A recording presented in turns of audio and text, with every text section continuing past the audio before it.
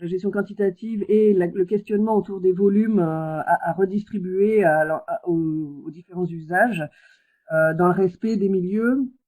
C'est un sujet qui monte et un sujet qui intéresse beaucoup la secrétaire d'État Emmanuelle Wargon, qu'on a eu l'année précédente cette instruction de mai 2019 sur les projets de territoire pour la gestion de l'eau, qui montre qu'on a voulu relancer ce sujet, relancer les démarches partagées autour de cette question de la disponibilité de l'eau, des besoins et du partage, et des mesures à prendre à la fois pour économiser d'un côté et essayer de restaurer notamment l'équilibre structurel dans les bassins qui ont un déséquilibre structurel, notamment entre les besoins et la ressource et la disponibilité de la ressource dans la période essentiellement de l'étiage. Donc c'est un sujet phare. On a aussi, dans le contexte actuel, eu des annulations d'autorisation unique de prélèvement qui ont montré en fait que au-delà des conflits autour de retenue par retenue, etc., on voit que les notions sont un peu confuses quand on parle de volume prélevable, de ce qui est autorisé, de ce qui est stocké, de ce qui est prélevable à l'étiage, des prélèvements dans les différentes ressources, etc. On a un peu de mal à s'y retrouver. Le juge a du mal à s'y retrouver. Donc les autorisations ne sont pas obligatoirement très claires et on a des choses à améliorer sur et notamment sur la justification des volumes globalement que l'on autorise. Alors là, les AUP, c'est sur l'irrigation, bien sûr, mais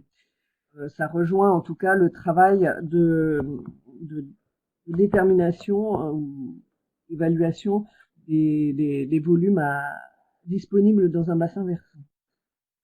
On a pourtant, enfin, en 2008, donc pris comme base pour répondre à cet objectif de restauration des équilibres quantitatifs dans les bassins en déséquilibre.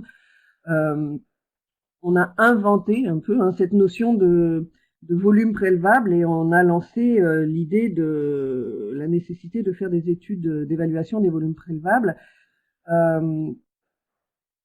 On a instauré à travers cette circulaire, alors ce volume prélevable, c'est celui qui peut être prélevé dans les milieux toute l'année, 8 années sur 10, en restant à l'équilibre, sans remettre en cause les milieux. La définition globale qui est donnée de ces volumes prélevables. Et donc on a une gouvernance qui a été prévue dans cette circulaire, un copilotage, un comité de pilotage pour établir les cahiers des charges, etc. Et puis on a inscrit que les études devaient être portées par les clés lorsqu'il y avait un SAGE. Et à défaut, soit que la clé ne voulait pas, soit qu'il n'y avait pas de SAGE et pas de clé, c'était l'État, DREAL et Agence de l'eau qui porteraient ces études. Alors, ça a été fait ou pas fait dans l'ensemble des bassins. Il y a des endroits où on n'a pas encore des études de volume prélevables. On a pas mal d'endroits où les volumes prélevables en eau souterraine n'ont pas été fait l'objet de ces études. Et effectivement, ce qui a été fait en général, quand ça a été fait, ça a été centré sur l'étiage et donc le besoin, le volume que le milieu peut, qu'on peut prélever au milieu sans perturber à l'étiage, dans la période d'étiage, qui est la plus fragile et qui est celle qui est le cœur du retour à l'équilibre, c'est-à-dire essayer de réduire les prélèvements dans cette période pour mettre en face les prélèvements et justement ce que la ressource peut donner. Alors on a du coup une dimension essentiellement étiage de ces volumes prélevables et après se posent des tas de questions aussi sur comment on traite finalement la partie hivernale et la partie stockage hivernal et prélèvement dans différentes ressources pour en général, alors là je parle pour l'irrigation, en général stocker pour pouvoir consommer à l'étiage et avoir les ressources disponibles. Donc ça c'est une dimension du débat hein, sur comment déterminer jusqu'où on peut aller dans la mise à disposition de la ressource en eau hivernale en fait, dans le respect des milieux, dans le respect en gros du cycle de l'eau et de l'hydrologie, le régime hydrologique du cours d'eau pour les eaux superficielles, les milieux humides, l'alimentation des milieux humides également et le bon fonctionnement également des nappes. Voilà, donc en fait on a vraiment un sujet qu'on reprend et cette question de volume prélevable fait l'objet aussi de demandes d'être un peu plus sécurisée. Alors actuellement, effectivement, si un sage porte ses études, normalement, cette étude et les résultats entrent dans le PAGD, la répartition des volumes entre usagers est censée se retrouver dans le règlement du SAGE. Donc on a quand même un outil pour donner une valeur juridique à ces volumes, qui n'est pas obligatoirement bien compris, bien connu, puisque on a une forte réclamation pour que l'on donne une valeur réglementaire à ces études de volumes prélevables ou résultats issus des volumes prélevables et notamment en répartition par usage. Donc voilà, ce sont des débats que l'on a. On est donc très intéressé par le positionnement des gestionnaires de SAGE sur ce sujet, très intéressé par un état des lieux peut-être de ce qu'on peut trouver dans les SAGE, euh, notamment les SAGE qui ont porté des études de volume prélevable, qui ont mis dans leur règlement le partage et les volumes répartis par usager, pour qu'on puisse savoir si déjà cet outil réglementaire est utilisé, si on peut le renforcer ou si on doit prévoir aussi une autre, une autre façon d'assurer, de donner une valeur à ces études. Alors, je vais bientôt terminer. Donc, on a un sujet donc très porté qui a donné lieu donc à ces PTGE également, donc en 2019 là.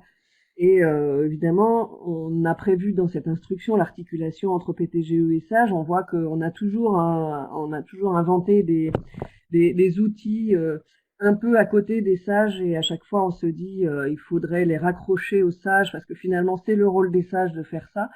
Donc les PTGE sont dans l'instruction de 2019 considérés en gros comme des marches préparatoires